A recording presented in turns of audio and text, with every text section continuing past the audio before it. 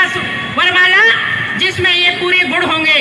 और मुझे बहुत प्रसन्नता हो रही है कि हमारे मंडला जिले के ऐसे संग्रामी प्रताप संग्राम शाह के राजा संग्राम शाह के बेटे दलपत शाह जी ने उस वर में वो शामिल हुए और मेरे यहाँ की बहू रानी दुर्गावती बनी। मैं चाहूंगी जोरदार ताली उनके लिए बजा दें। रानी दुर्गावती गढ़मल्ला की रानी बनी, बावनगढ़ की राजधानी संभाली। रानी दुर्गावती ऐसी रानी दुर्गावती थी कि जिन्होंने समाज के लिए, लोगों के लिए कुआं बावली बनाई, उन्होंने मठ मंदिर बनाया और लगातार जनता की सेवा की। 14 साल तक लगातार उन्होंने सेवा किया।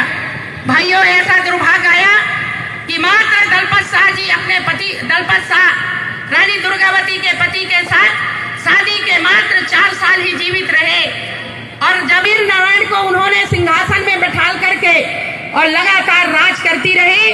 और राज करते करते जब ये बात मुगल के अकबर को पता चला, और उस समय में मुगल प्रतापी अकबर बड़े ही स्वाभिमान और बड़े उसमें रहते थे और बहुत ही है और हर जगह उन्होंने गढ़ बनाया है, किसी के कहने पे नहीं आती और बहुत ही स्वाभिमान महिला है।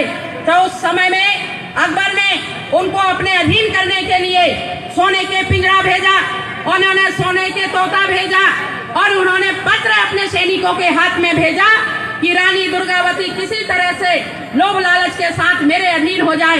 रानी दुर्गावती ने कभी इसको स्वीकारा नहीं। उन्होंने चूंकि बहुत ही स्वाभिमान महिला थी, स्वाभिमान रानी थी, उन्होंने ठुकरा दिया।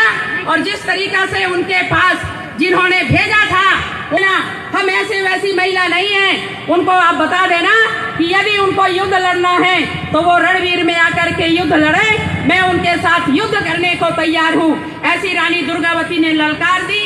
तो उस समय में अकबर के स्वाभिमान में बड़ी ठेस पहुंची। ने कहा कि मैं अब युद्ध की तैयारी करने को तैयार हूँ।